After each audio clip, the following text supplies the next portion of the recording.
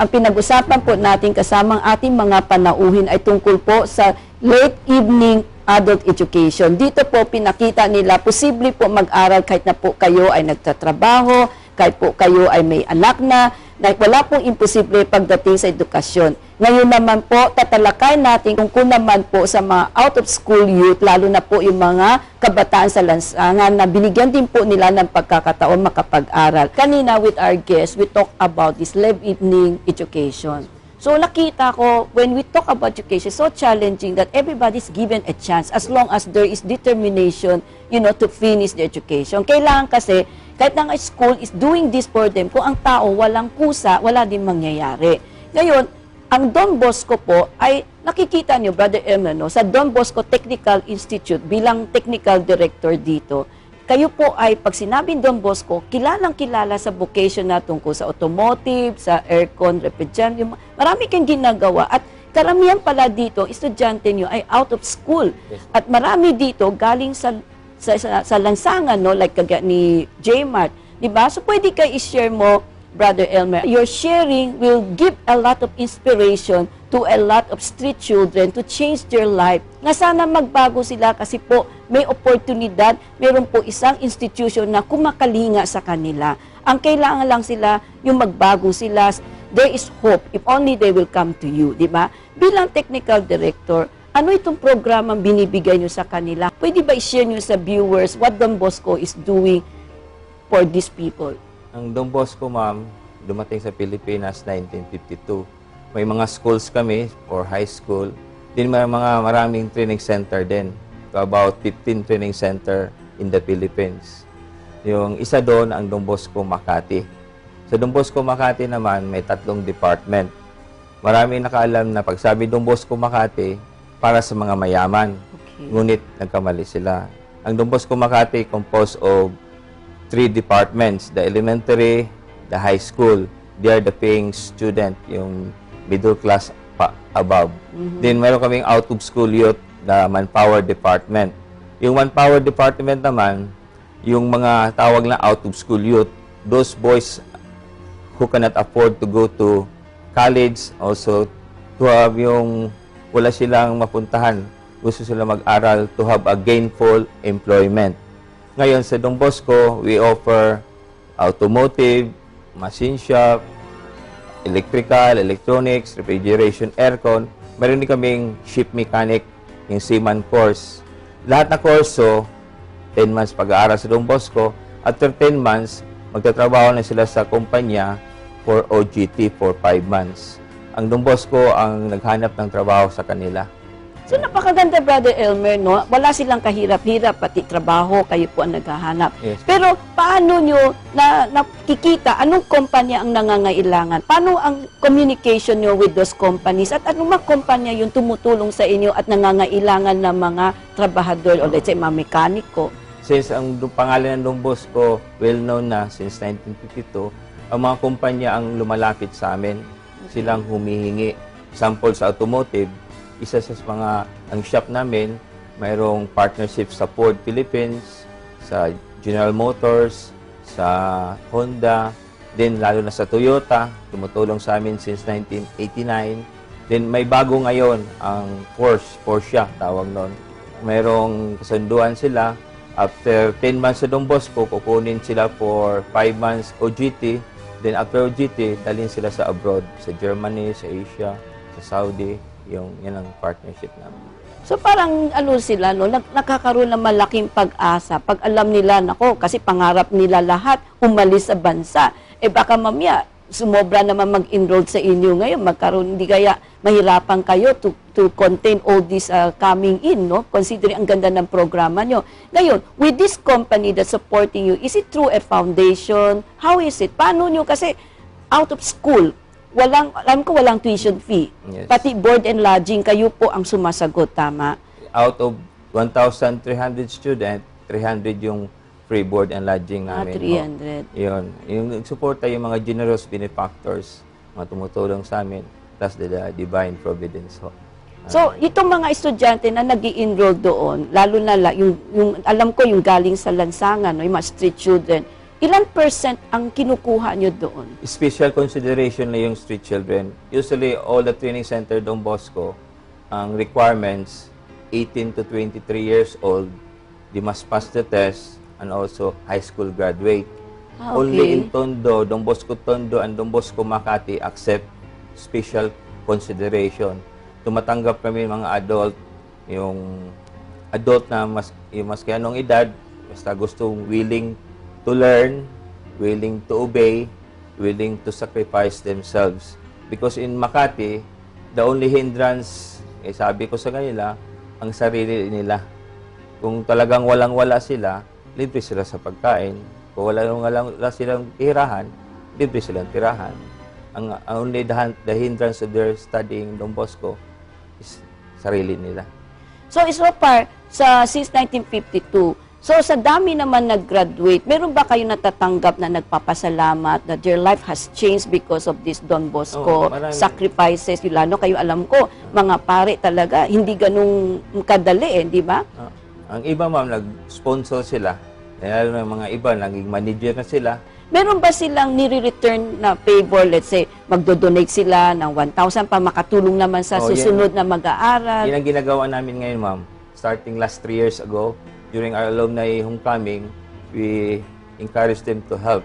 At least, magandang response sa mga alumni ho. So, hindi lang kayo nagre-rely sa funding sa mga big company, multinational company, sa mga founders, kundi yung mismong grade din ng Don Bosco Technical Institute, sila na ngayon ng kusa. So, pilang pagtanaw utang na loob, no? Na dito nakikita nila, at least yung sakripisyo nila at sakripisyo ng Don Bosco, nagkaroon sila ng power to unite where they can really help each other.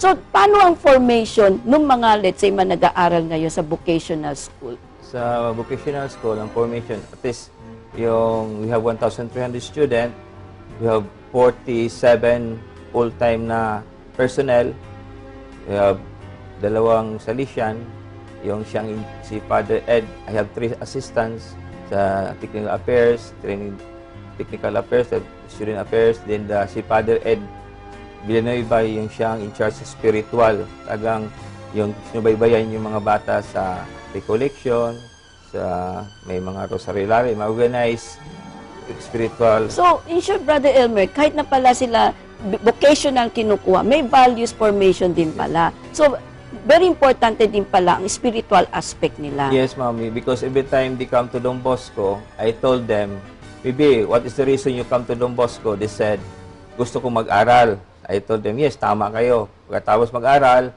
yung makapagtrabaho. Then I told them, pagkatapos magtrabaho, makatutulong sa magulang. Huwag muna kayo mag-asawa, I told them. Then, ang purpose ng Don Bosco, bakit tinanggap kayo, hindi yung pangalawa lang yung mag-aral kayo. Ang purpose ng Don Bosco, na mag-aral kayo dito sa Don Bosco, maging good Christian kayo, an honest citizen. So, pumapayag naman sila, kahit na wala silang, ka-idea about, spiritual aspect, di ba? Even ibang reliyon, meron kami, ma'am. So, hindi naging sagabal din pala Hindi yun. sila, So, maganda. Sa tingin nyo, nakakatulong sa inyo when they graduate, they become a good example of Don Bosco because of this spiritual aspect na na-inject through other, yung formation. Formators ninyo, di ba? Yes, ma'am. Napakaganda. At ngayon naman, Wahid, ikaw yung isang typical example ng street children, no? And I heard kanina sabi mo, 11 years ka na sa Don Bosco. So, ano ang naghikayat sa iyo na magkaroon ng pag-asa, magbago, at bakit Don Bosco ang pinili mo? Nagsimula po ako sa isang ampunan po. Ampunan. Tapos, mayroon po isang brother na nagsabi sa akin kung gusto ko daw magpatuloy ng pag-aaral. Kasi gusto ko rin po magtagumpay. Kasi lilipat niya daw po ako sa Don Bosco, Makati. Sa tuloy po. Bali, ampunan rin po yun. Tapos doon po ako nag-start na mag-aaral ng elementary. Grade 6 lang po ang natapos ko. Tapos 9-2 po. Hindi na po ako napag-aaral ng high school. Bali, nagtitake po ako ng exam, ng NFP. Bali, may study po kami tuwing Sabado. Plus yung study ko po na Monday to Friday vocational. Bakit na-stop ka hanggang grade 6 ka lang? Bali, lumabas ulit ako ng Don Bosco eh. Hinahanap mo yung lansangan. Opo. Wala pa po sa isip ko yung mag-aaral. Parang gusto ko rin po sa magtambay pa lang sa labas. So, feeling mo siga-siga ka. Talaga. Mas gusto mo yata maging siga. Hindi kaya? Hindi po. Ay, so anong nag-good sa'yo bumalik? Mawawala na rin yung mga kasama ko sa labas. Tapos parang naisip ko ba, hindi naman siguro habang buhay, ganito na lang ako, sabi ko. So kung di pala nawala ang mga barkada mo, hindi mo maisip magbabalik. Hindi. So yung barkada plays an important role sa influencing you, di ba? So dito makikita naman magulang, like in your case, no? So it's really the peers among you. Kaya kung maganda ang barkada mo, maganda ang patutunguhan mo. Kung ang barkada mo nasa lansangan, magiging lansangan ka. Pero sana, J-Mart, nakita mo ang sakripisyo ng Don Bosco. Diba? Sana tapusin mo ngayon. Tapos ka na sa automotive o pinagtutuloy mo? Hanggang June pa po yung pasok. Hanggang June. Sana matapos mo at sana yung buhay mo tuloy-tuloy na sa pagbabago.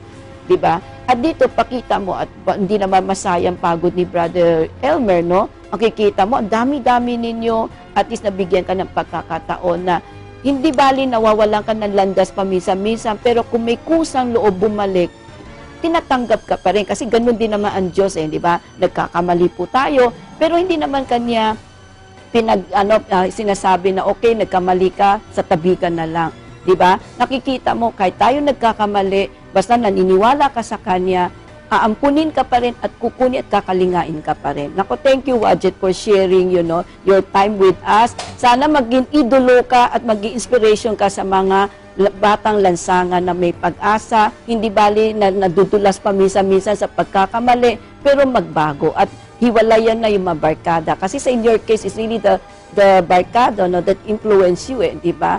Sana maging leksyon din sa kanila na ang barkada can be good or bad. Magbabalik po ang Power to Unite.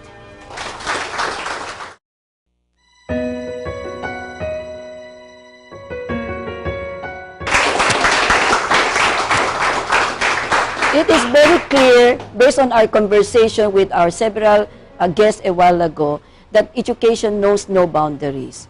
Education is very important to all. So even if you're young or old, even you're working or non-working, even if you are coming from the street, education is there for you. It just depends on how your willingness to be educated, and it's very clear that the education institutions doing their best to give you the opportunity. So you viewers, don't be shy. Grab this opportunity because as you see, St. Joseph Academy is doing their best to give the late night evening class for all those who wish to study. They are working. And Don Bosco is giving those out of school, street children especially, or even if they're late adults, they can really go to education, especially for vocation. And chance are given for them even to work abroad because there are several companies who are also have the social corporate responsibility to help. So this is an opportunity for everyone. So let's all be educated. Thank you for sharing your time with us and see you next week here at Power to Unite.